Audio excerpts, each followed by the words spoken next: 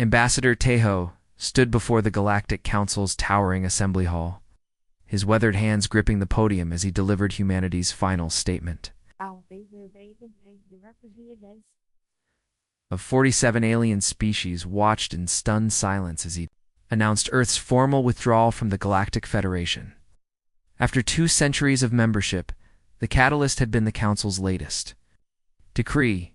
Humans were to be relocated from their frontier colonies to appropriate residential zones.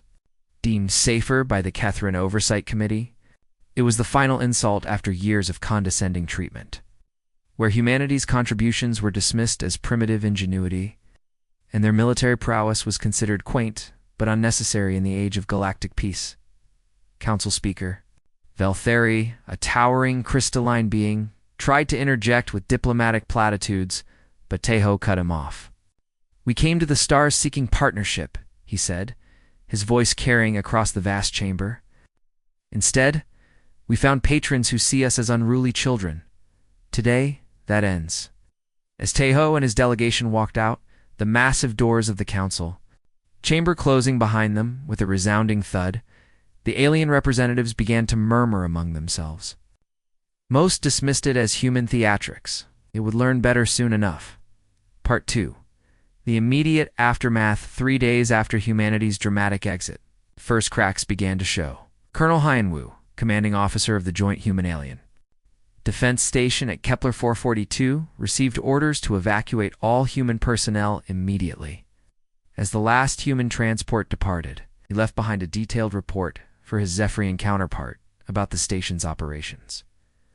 What the aliens discovered was sobering. The humans hadn't just been participants in the galactic infrastructure, they had been the backbone of it. Navigation systems that the Velkari had thought were standard galactic technology were actually human innovations. The energy distribution networks that powered entire sectors were designed and maintained by human engineers. Dr. Hyjin, the lead researcher at the Andromeda Medical Facility, packed her belongings while her alien colleagues watched in bewilderment. She had been working on a cure for the Corvallian plague, a disease that had stumped galactic medical science for decades. Her research notes were encrypted with human-specific algorithms that would take the remaining alien scientists years to decode. Meanwhile, on the industrial world of Sigma Draconis, Foreman Dongmin ordered the shutdown of the antimatter refineries. The Thraxian administrators protested, but Dongmin simply smiled and handed them the operational manuals. "Good luck," he said, knowing full well that the complex human-designed safety protocols would be impossible to maintain without human oversight. Part 3. The Ripple. In fact, 2 weeks into humanity's absence, the galactic economy began to convulse. The Andorian trade routes, which had been operating smoothly for over a century, ground to a halt when the navigation computers failed. The routes had been mapped and maintained by human stellar cartographers whose intuitive understanding of spatial anomalies had prevented countless disasters. Captain Soyoung, commander of the human merchant vessel New Soul, fronded from the edge of the galaxy as alien ships struggled to navigate the treacherous Magellan Nebula. The same route that human pilots had been traversing, safely for generations now, claimed 3 alien vessels in a single week. The crisis deepened when the quantum communication network, the backbone of galactic civilization, began experiencing massive failures. Engineer Wu Jin, now safely back on Earth, had tried to warn the Council about the network's dependency on human-designed quantum resonance chambers. His warnings had been dismissed as fear-mongering. On the agricultural world of Kepler 186f, the food production systems that fed billions across the galaxy began to falter. The Felorian agricultural specialists discovered that the crop rotation schedules, pest control measures, and soil management techniques were all based on human agricultural science that had been seamlessly integrated into galactic farming. Over the centuries. Part 4. Desperate Measures Council, Emergency Session 2847 was called exactly 1 month after humanity's departure. The chamber buzzed with panic as species after species reported critical failures in their territories. Estecatron, who had been so eager to relocate humanity, now found their own worlds facing food shortages as the agricultural networks collapsed. ambassador. Kung Su, who had remained on the capital world as part of the human embassy's skeleton crew, was summoned before the council. Speaker Velthari, his crystalline form now flickering with stress patterns, pleaded with him to reconsider humanity's position. "Surely we can reach some accommodation," he suggested, his voice carrying undertones of desperation. Kyung-Su listened politely as the council offered concessions that would have been unthinkable just weeks earlier. Humans would be granted full autonomous zones, would have voting rights proportional to their contributions, would be exempt from the residential restrictions that had triggered the crisis. Now, these are generous offers, Kunsu acknowledged, but they come too late. Humanity has already begun to chart its own course among the stars. While the council debated, the situation continued to deteriorate. The Nexus Gate network, which enabled faster-than-light travel between star systems, began suffering cascade failures. The gates had been built with alien technology, but the targeting systems and safety protocols were human innovations. Without human technicians to maintain them, the gates became unreliable and dangerous. Part 5. The New Reality, 6 months after the walkout. The galactic civilization that had seemed so stable and advanced was struggling to maintain basic functions.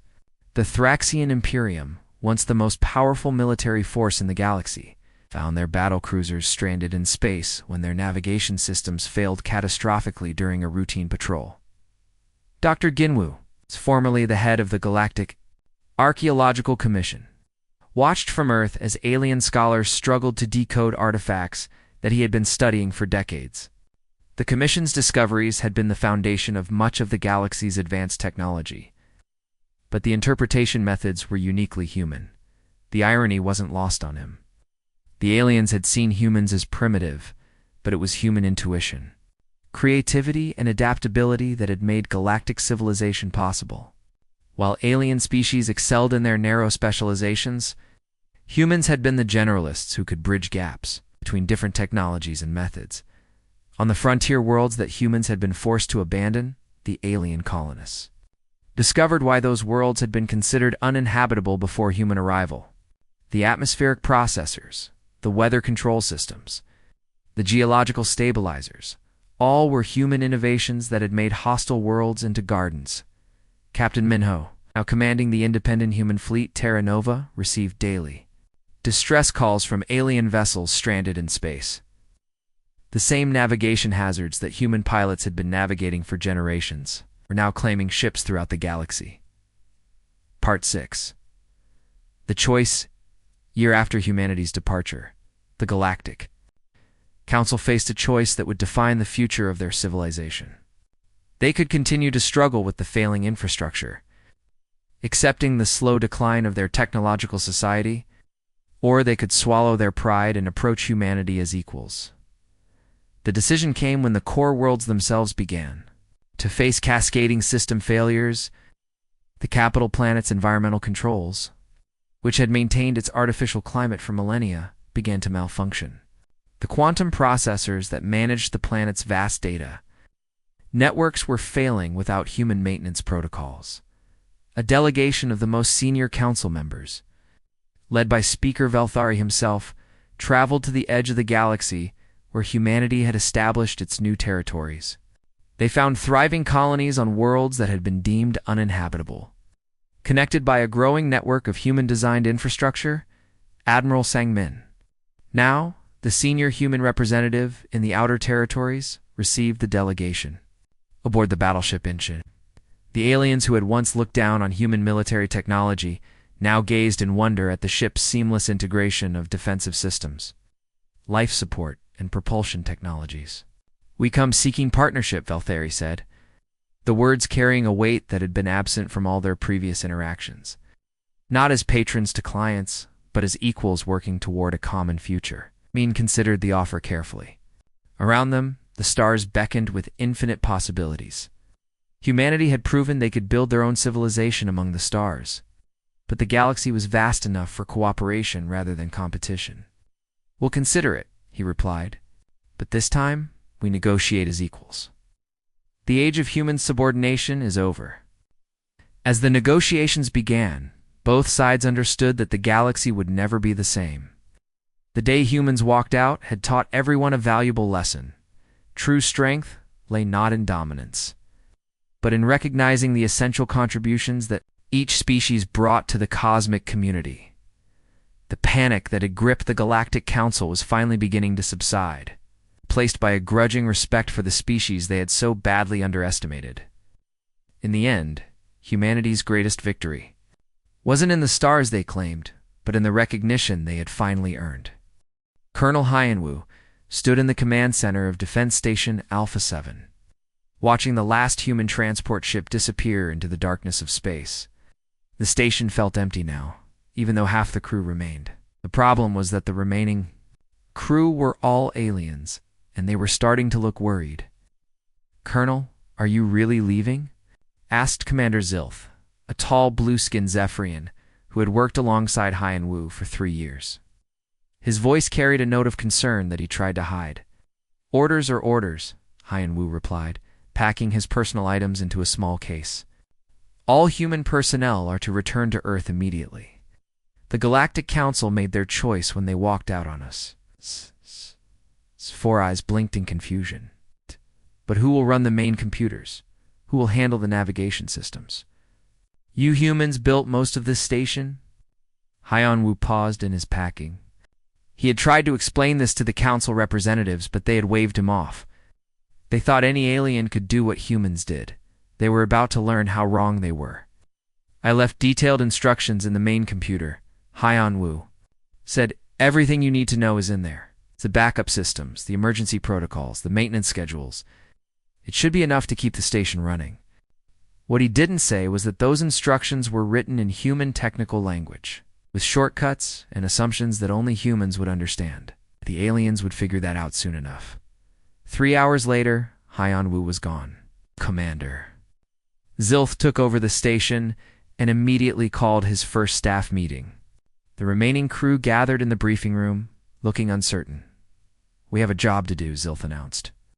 "The humans may have left, but we are still here to protect this sector. How hard can it be?" The answer came within 6 hours. The first problem was the coffee makers. This might seem like a small thing, but the humans had installed coffee machines throughout the station. The aliens didn't drink coffee, but the machines were connected to the water recycling system. When the machines broke down, they started leaking, and the water recycling system began to fail. Chief Engineer Korth, a rock like granite, tried to fix the problem. He opened the maintenance panel and stared at the mess of wires and pipes inside. The human instruction manual might as well have been written in a dead language. "What is a bypass valve?" he asked his assistant. "I do not know," came the reply. "The human manual mentions it 47 times, but never explains what it looks like." While Korth struggled with the coffee machines, the navigation officer was having her own problems. Lieutenant Vera, a insect-like Hivet, was trying to plot a course for the daily patrol route. The human navigation system was incredibly advanced, but it was also incredibly complicated. "The system keeps asking for stellar drift calculations," she reported to Zilth. "I cannot find this information anywhere." Zilth tried to help, but he was just as confused. The human navigation system worked perfectly, but only if you knew how to use it. The instruction manual was 800 pages long and assumed you already knew basic human space navigation. "Just use the automatic settings," Zilth suggested. "I tried that," Vera replied. "The system says the automatic settings are for emergency, use only, and require command authorization, but it won't accept my authorization codes." The problems kept getting worse. The defense systems were completely locked down without human biometric confirmation. The communication array was sending signals, but they were all in human encryption that the aliens couldn't decode. The food processors were making meals that tasted terrible because they were programmed for human taste buds. By the end of the first day, half the station's systems were either broken or working badly. Zilth called an emergency meeting. "This is temporary," he told his worried crew. "We just need time to learn the human systems. We are intelligent beings. We can figure this out." But the problems were spreading beyond the station. Across the galaxy, other human-staffed facilities were facing the same crisis.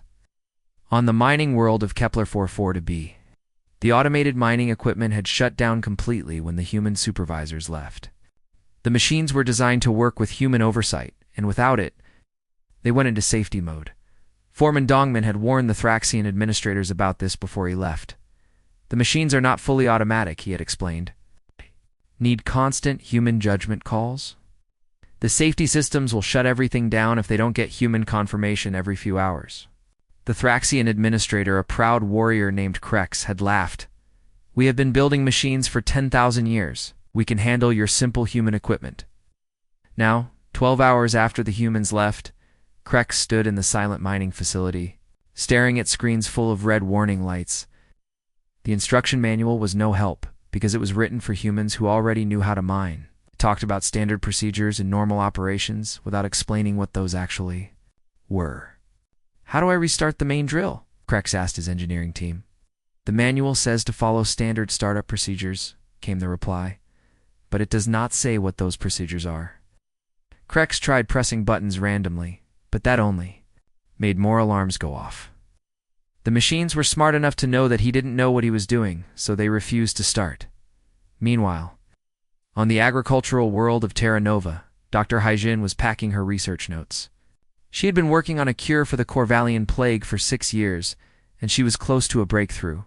Very close. Dr. Haijin, you cannot leave now, pleaded Dr. Vorth, her Corvallian assistant. We are so close to finding the cure. My people are dying. Haijin felt terrible, but she had her orders. I'm sorry, Vorth. I really am. But I've left all my research in the computer. You can continue the work without me. What she didn't mention was that her research methods were uniquely human. She had been using human medical intuition, combined with human pattern recognition, to see connections that the alien computers missed.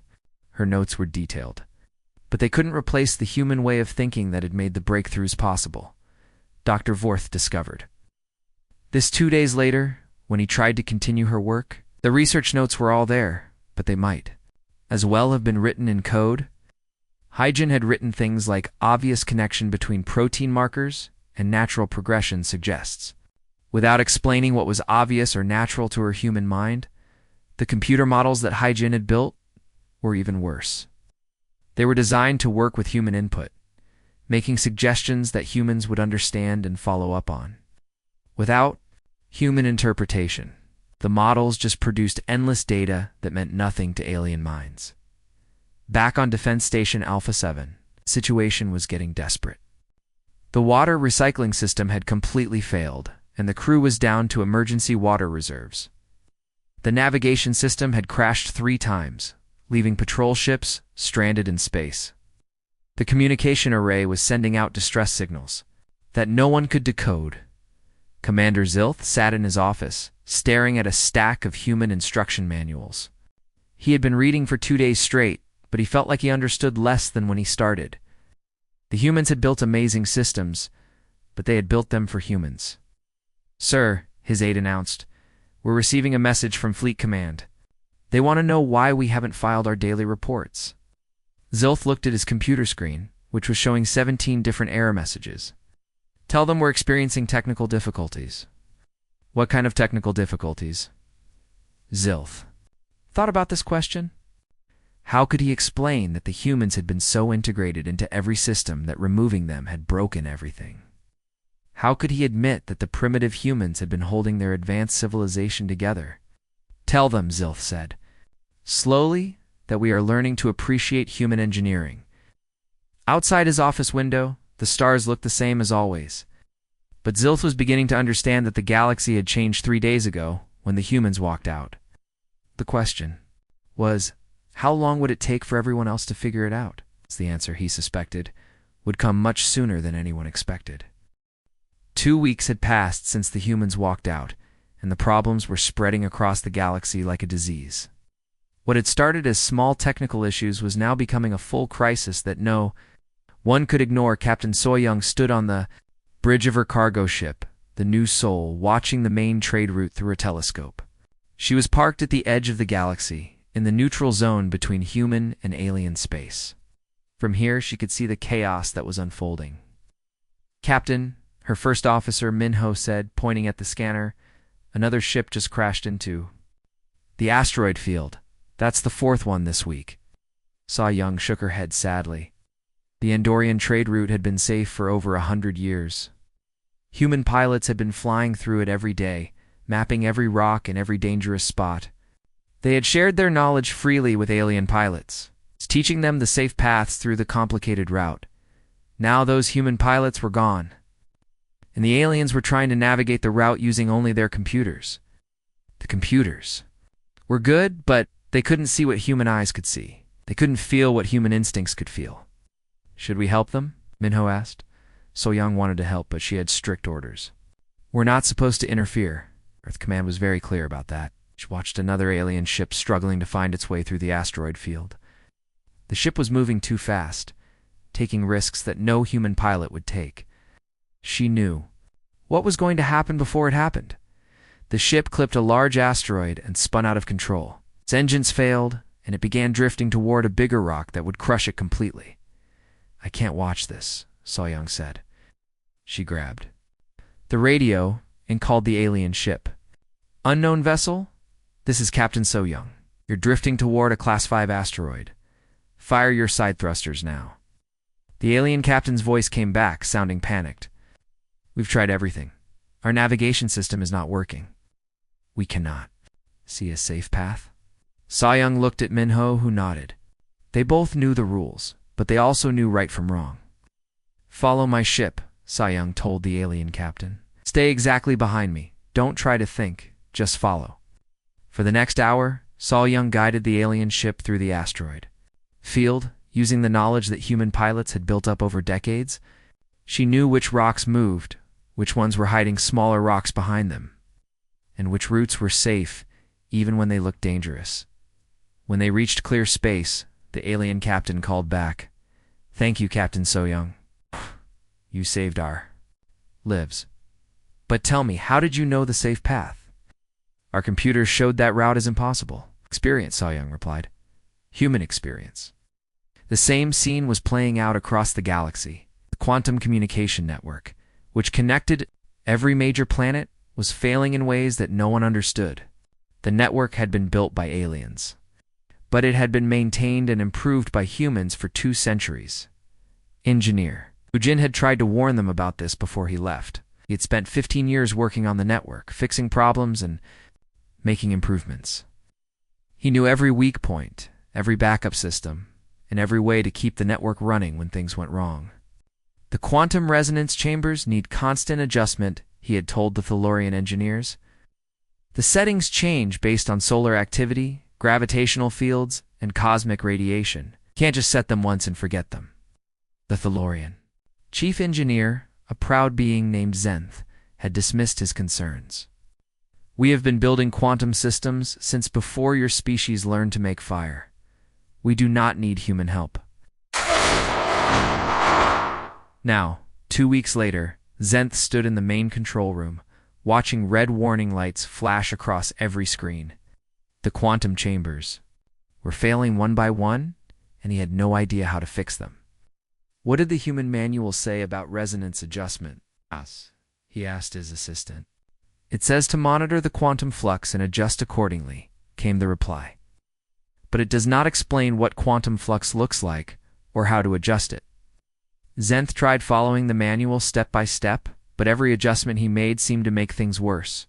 The human instructions assumed knowledge that humans learned through years of training, knowledge that wasn't written down anywhere. On the agricultural world of Kepler 186f, the food crisis was getting worse every day. The crops that fed billions of people across the galaxy were dying. No one knew why. Chief Agricultural Officer Taman had managed the planet's food production for 12 years. He had learned to read the signs that the alien computers missed, the way the soil looked, the smell of the air, the behavior of the insects. He could predict problems days before they happened and fix them before they became serious. Before he left, he had tried to teach the alien farmers what he knew.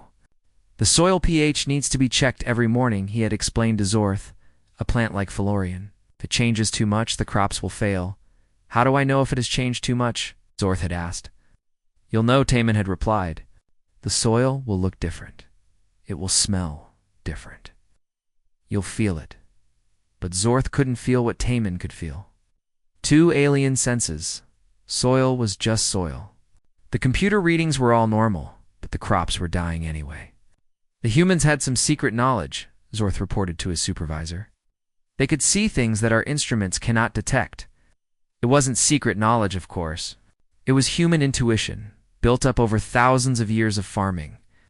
It was the ability to see patterns that computers couldn't process, to notice small changes that meant big problems were coming. The crisis was spreading to transportation as well. The Nexus Gate network, which allowed ships to travel faster than light between star systems, was becoming dangerous to use. 3 ships had been lost in the past week, disappearing into the void between gates. Gate controller Hyenseek had run the main hub for 8 years. He had memorized the timing patterns, the energy fluctuations, and the safety margins that kept ships safe during transit.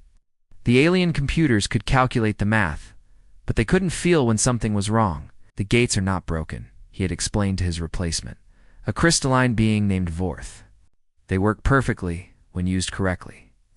But correctly is not something you can learn from a manual. Vorth had thought this was human arrogance. Now, watching ships disappear into hyperspace, he was beginning to understand what Hyenseek had meant. The problems were reaching the core worlds now. On the capital planet, the environmental control systems were starting to fail. The planet's artificial atmosphere, which had been maintained for thousands of years, was becoming unstable. Human technicians had been part of the maintenance crew for only 50 years, but they had become essential. They had found new ways to balance the atmospheric processors, new solutions to old problems, and new techniques that kept the ancient systems running. Environmental engineer Sung-Ho had tried to document everything before he left, but how do you document intuition? How do you explain the feeling you get when the atmospheric pressure is about to shift? How do you teach someone to hear the subtle changes in the machine's humming that mean trouble is coming? The humans modified our systems, the alien engineers reported to their supervisors. They changed things in ways we do not understand. The changes weren't random. They were improvements built on human understanding of physics and engineering. But to alien minds, they looked like chaos. Back on the new Sol. Captain So-Young watched the news reports coming in from across the galaxy. Trade routes were closing. Communication networks were failing. Food shortages were beginning on dozens of worlds, Captain, Minho said. We're getting emergency calls from 17 different ships. They're all lost in various asteroid fields and nebulae. So-Young looked at the star charts. Human merchants had been navigating these routes for generations, building up knowledge that was never written down because it didn't need to be. Every human pilot learned it through experience, through watching and learning from other humans. We can't help them all, she said sadly. There are too many, and we're not supposed to interfere. What do you think will happen? Minho asked So-Young. Thought about this question. The galaxy was discovering that humans hadn't just been junior partners in galactic civilization. They had been the glue that held it together, the problem solvers who made things work when they should have failed. I think, she said slowly, that the Galactic Council is about to learn what humans are really worth. Outside the ship's windows, the stars looked the same as always. But So-Young knew that the galaxy was changing. The question was, how long would it take for the aliens to swallow their pride and admit they needed human help? The answer, she suspected, would come sooner than anyone expected. 1 month after the humans walked out, the emergency alarms were ringing in the Galactic Council chambers. The great hall that had once been filled with calm debates was now chaotic with panicked voices from across the galaxy. Council speaker Valthari, his crystalline form flickering with stress patterns, called for order. His usual confident voice was shaking as he spoke. The emergency session will come to order. You must address the growing crisis immediately. The reports came in one after another, each worse than the last. The Kethran representative spoke first, his proud voice now humble and worried. The agricultural worlds in our sector are failing. Food production is down 60%. Our people are starting to go hungry. The Thylorian delegate stood next, her scales pale with fear. The quantum communication network has collapsed in 7 sectors. We cannot contact half of our colonies. Some worlds have been silent for 5 days, a Zephyrian admiral reported. Next, 12 of our battle cruisers are stranded in deep space. Their navigation systems failed during routine patrol. We cannot reach them or guide them home. The list went on and on. Transportation networks down. Mining operations stopped. Medical facilities closed. Defense systems offline. The galaxy was falling apart, piece by piece. Speaker Velthari listened to each report with growing horror. When the last delegate finished speaking, the chamber fell silent. Everyone was looking at him, waiting for answers he didn't have. "How did this happen?" he asked quietly. "How did we become so dependent on one species?" The answer came from an unexpected source. Dr. Kent, the Council's chief scientist, stood up slowly. He was old, even by his species standards, and he had been watching galactic development for over 200 years. "We did not become dependent," he said in a tired voice. "We were always dependent. We just never realized it." The chamber erupted in angry voices. "That's impossible," shouted the Kethron representative. "We built this civilization. We created these technologies." Dr. Kent raised a hand for silence. "Yes, we created the basic technologies, but the humans made them work. They found the connections we missed, solved the problems we couldn't. See, they held our civilization together with their strange ability to understand systems that should not work."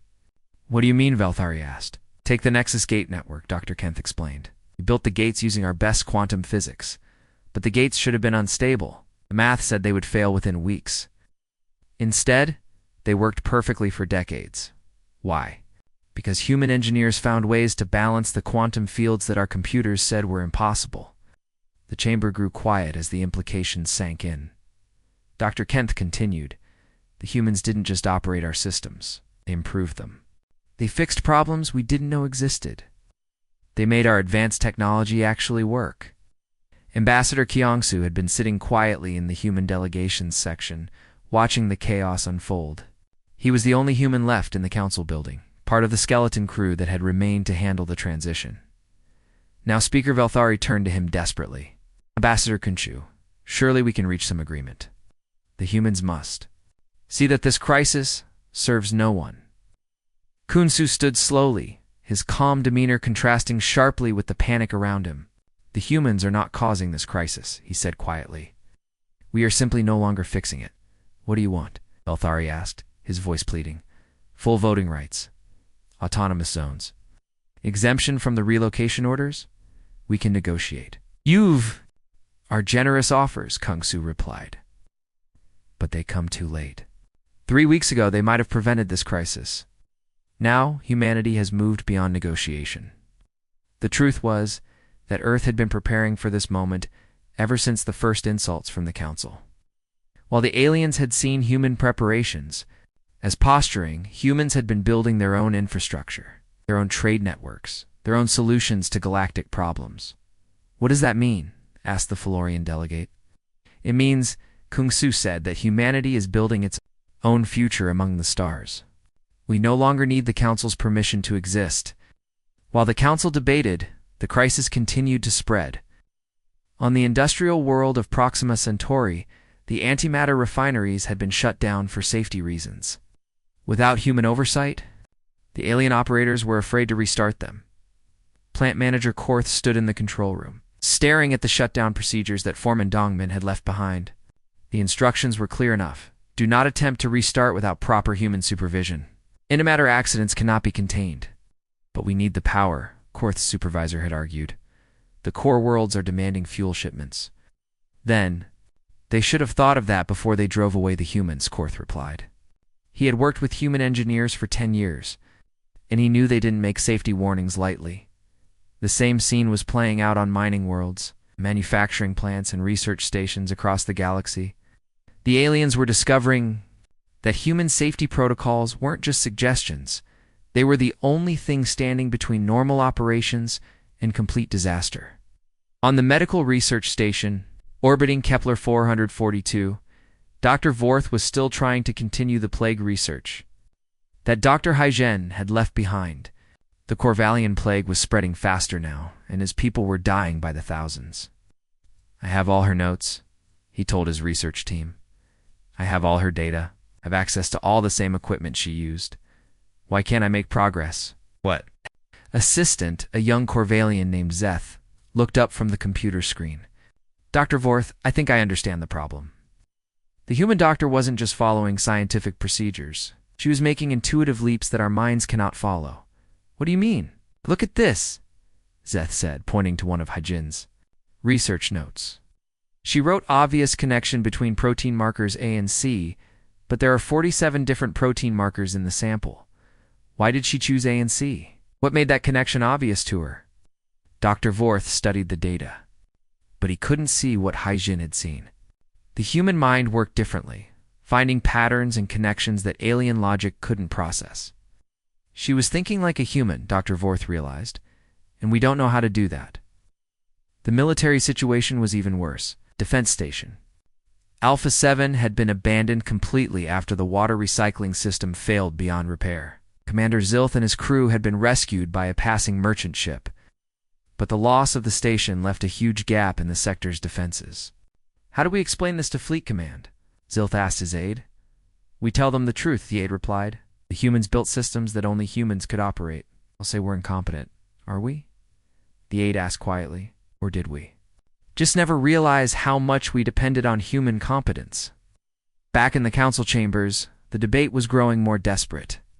Species that had never asked for help were now begging for solutions.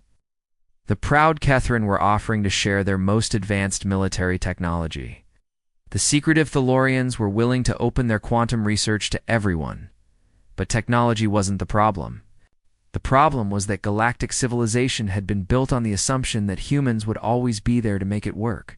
But if we offer them equal partnership, suggested the Zephyrian delegate, full membership, with the same rights as any founding species? We tried that, Velthari replied. Ambassador Kyung-Su said it was too late. Then what do they want? Kyung-Su had been listening to the debate with growing sadness. These beings weren't evil. They were just scared and confused. They had built their civilization on human contributions without realizing it, and now they were paying the price. No. Want to know what humans want? He said, standing up again. You want respect? We want to be treated as equals, not as junior partners or useful tools. We want a voice in decisions that affect us. You have that now, Velthari protested. Offering you everything you asked for. No, Kyung-Su said firmly. You're offering us everything we asked for a month ago.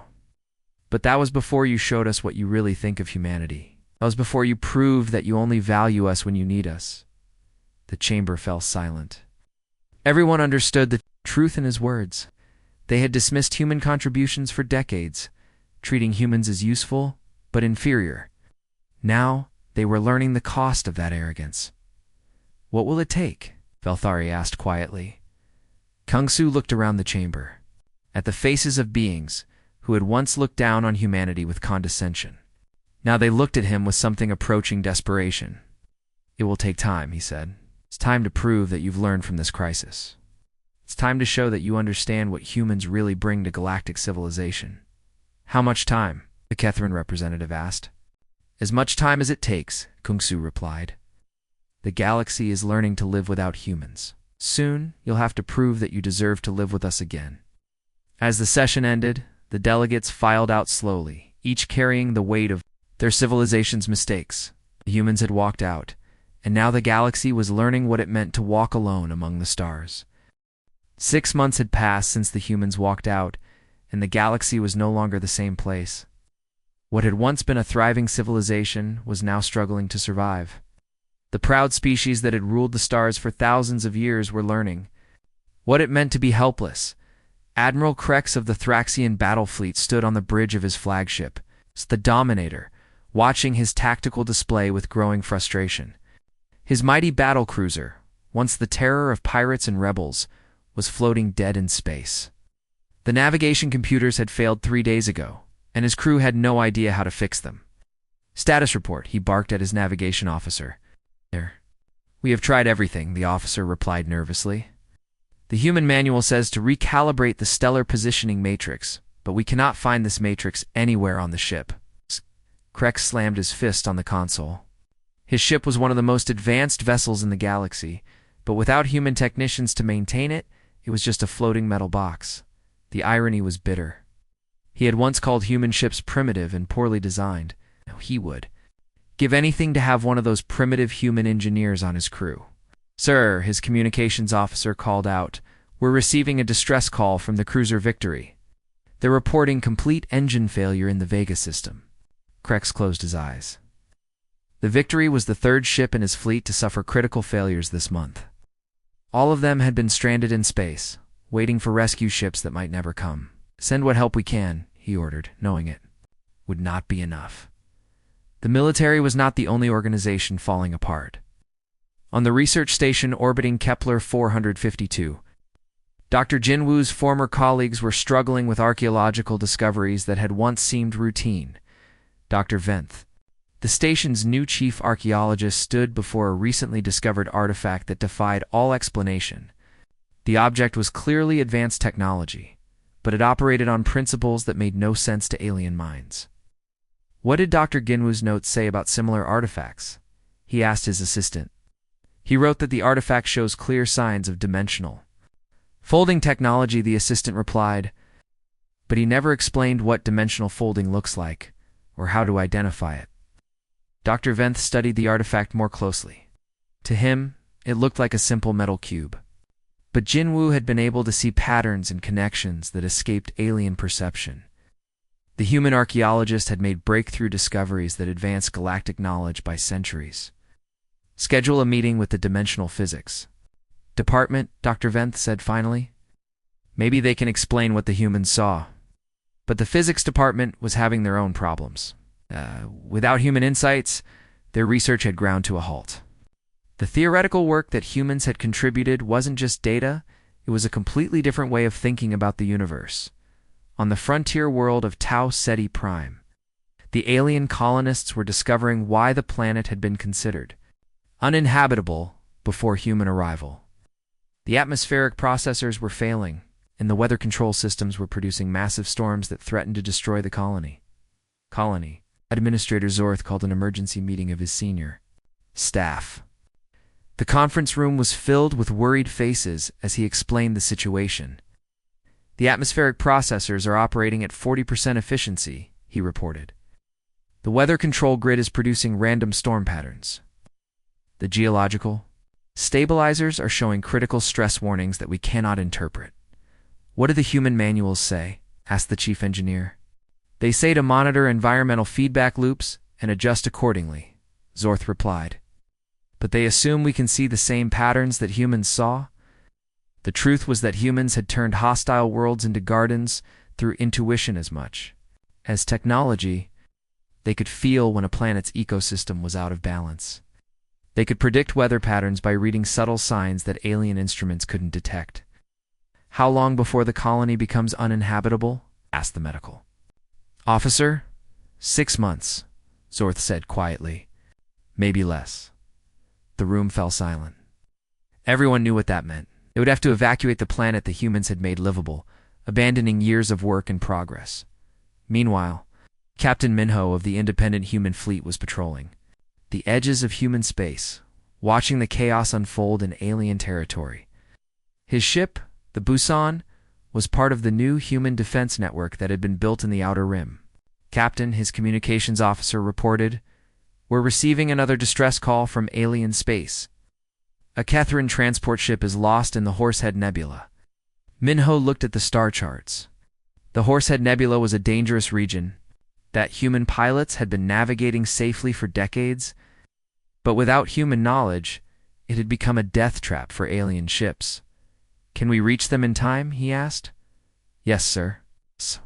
But our orders are clear. No interference with alien affairs." Minho understood the orders, but he also understood right and wrong. "Plot a course for the nebula," he said. "We'll call it a training exercise." This was happening throughout human space. Human captains were bending the rules to save alien lives, even though their governments had forbidden direct intervention. The aliens who had once dismissed humans as emotional and unpredictable were now being saved by that same human compassion. On Earth, President Seojun was meeting with his cabinet to discuss the ongoing crisis. The reports from across the galaxy painted a picture of complete civilizational collapse. The alien governments are sending daily requests for technical assistance, reported Foreign Minister Won Min. They're offering everything: technology, resources, territory.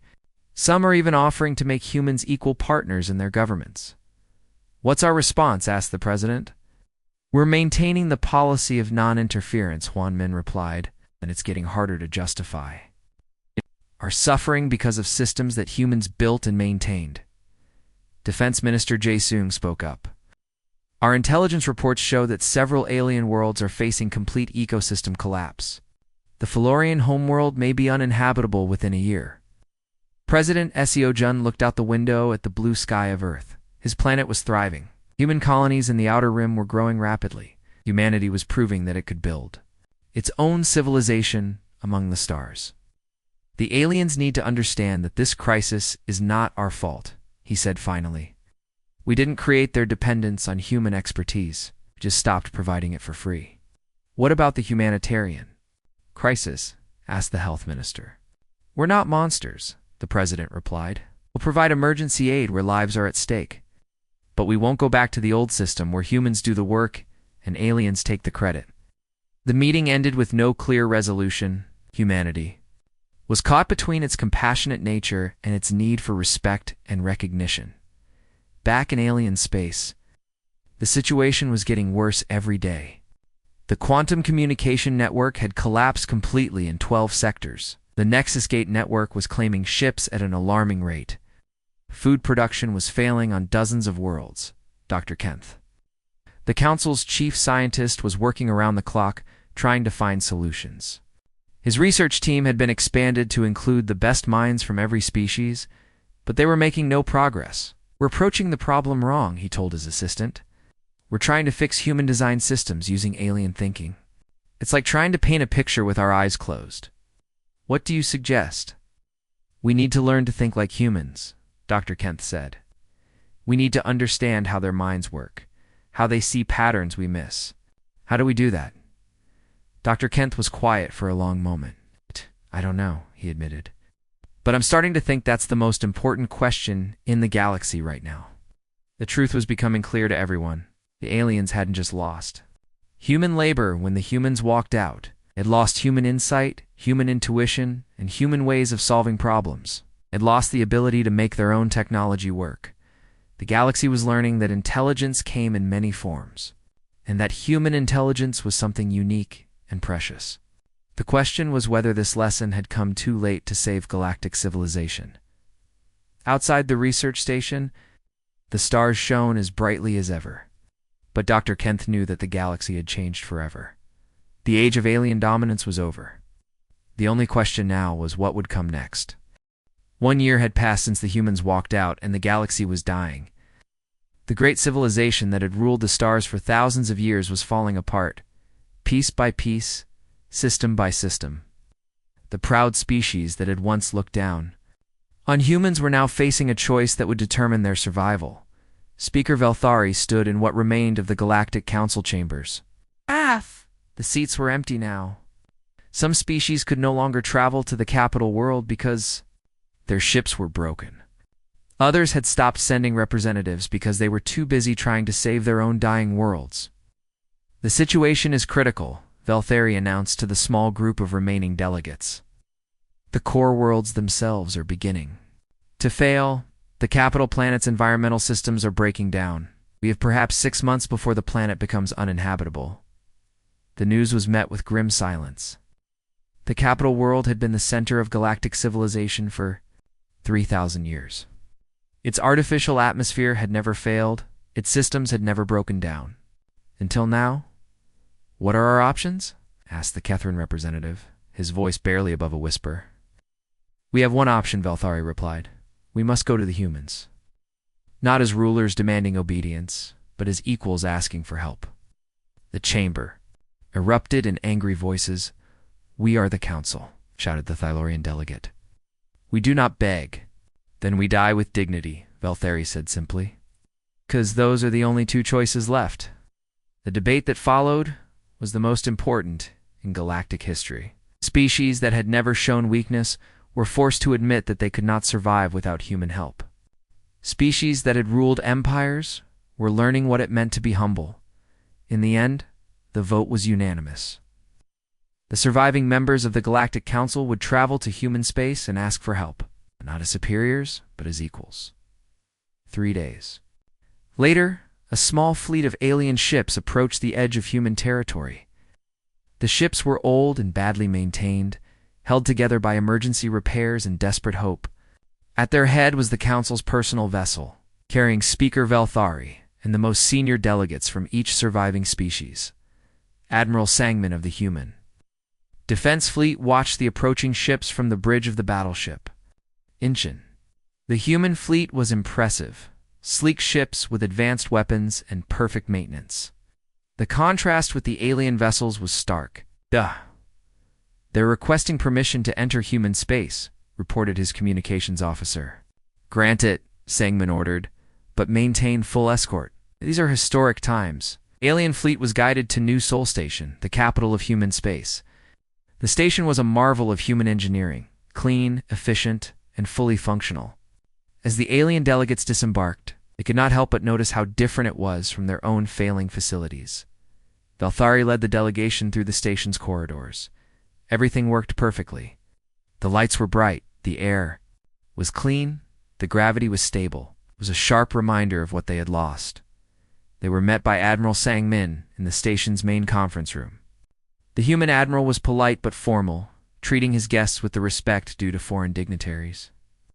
But there was no mistaking who held the power in this meeting. Speaker Velthari Sangmin said, gesturing to the conference table. Please, be seated. What brings the Galactic Council to human space?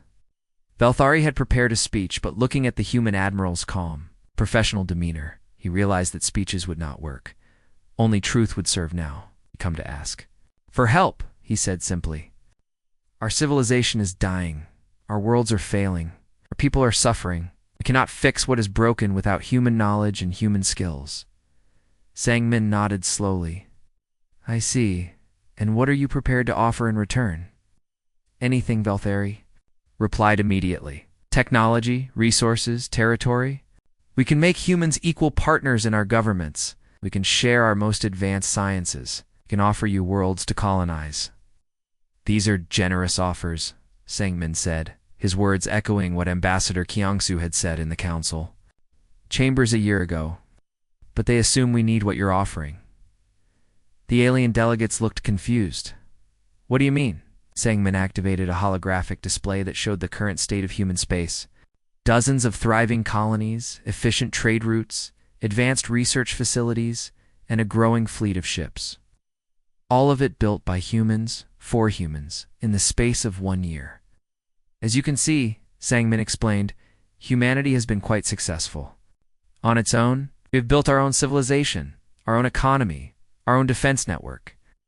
We no longer need the Council's permission to exist among the stars. Dr. Kent, who had been quiet until now, leaned forward. But surely you see the humanitarian crisis. Billions of beings are suffering because of systems that humans built and maintained. We do see it, Sangmin replied. Humanity has never been comfortable with suffering, even when it's not our fault. Then you'll help us, Velthari asked hopefully. That depends, Sangmin said, on whether you've learned from this crisis. What do you mean? 1 year ago, the Council saw humans as junior partners at best, useful tools at worst. You valued our labor but not our opinions. You used our innovations but denied us credit. You treated us as children who needed guidance rather than equals. Who deserved respect? The aliens shifted uncomfortably. They all knew this was true. The question, Sangmin continued, is whether this crisis has taught you to see humans differently. Are you here because you finally understand our value, or are you here because you need us to fix your problems? Velthari was quiet for a long moment. When he spoke, his voice was heavy with emotion. Both, he admitted. We need your help desperately. But we also understand now that we never should have needed it. We should have been working with you as equals from the beginning. Go on. Sangmin said.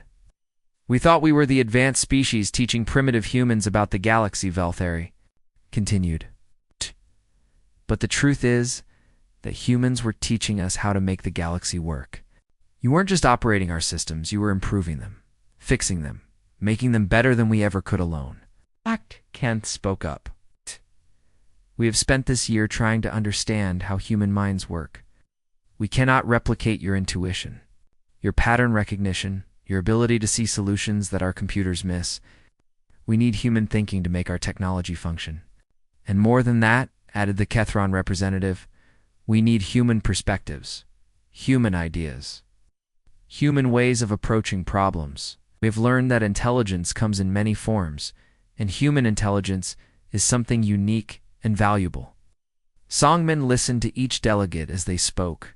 The proud species that had once dismissed humanity were now acknowledging what humans had always known, that cooperation was stronger than domination, that diversity was more valuable than uniformity.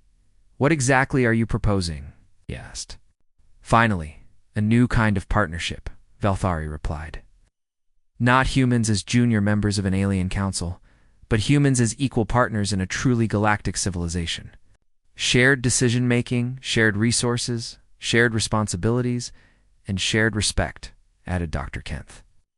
Recognition that every species brings unique strengths to the partnership. Sangmin stood and walked to the window, looking out at the stars. In the distance, he could see human ships working alongside alien vessels to repair damaged stations and rescue stranded crews. Despite the official policy of non-interference, human compassion had won out. They were already helping even without formal agreements. The galaxy is large enough for all of us, he said finally. But it will require a fundamental change in how we relate to each other. No more senior and junior partners. No more patron species and client species, just equals working together for the common good. Yes, Velthari said immediately.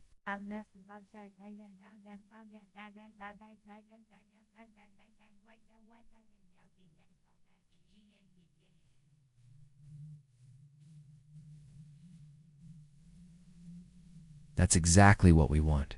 Then we'll consider it, Sangmin replied. But this time, we negotiate as equals. The age of human subordination is over. The age of true partnership begins now. The negotiations that followed lasted for weeks. They were difficult, sometimes heated, but always respectful. Both sides had learned valuable lessons from the crisis. The aliens had learned to value human contributions. The humans had learned their own worth. When the agreements were finally signed, they created something new in galactic history. A true partnership. Between equals. The humans would return to help rebuild galactic civilization, but as partners, not subordinates. The aliens would share their knowledge and resources, but as equals, not superiors. Captain So-Young would watch the galaxies collapse from the edges of space, was among the first to return to the core worlds. As she guided her ship through the rebuilt navigation network, she reflected on how much had changed. 1 year ago, we were junior partners in an alien civilization, she told her crew. Today, we're equal partners in a galactic civilization. Differences, everything. The galaxy was healing. The broken systems were being repaired by human and alien engineers working together. The failed colonies were being rebuilt by human and alien colonists sharing their knowledge. The damaged relationships were being mended by mutual respect and understanding. The day the humans walked out had been the day the Galactic Council started to panic. But it had also been the day that true galactic civilization began. The age of domination was over, so the age of partnership had begun.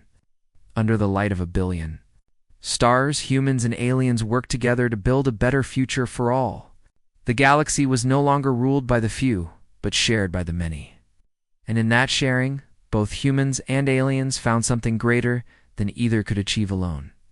The stars themselves seemed to shine brighter, as if approving of this new chapter in galactic history. The future was uncertain, but it was a future they would face together, as equals among the stars.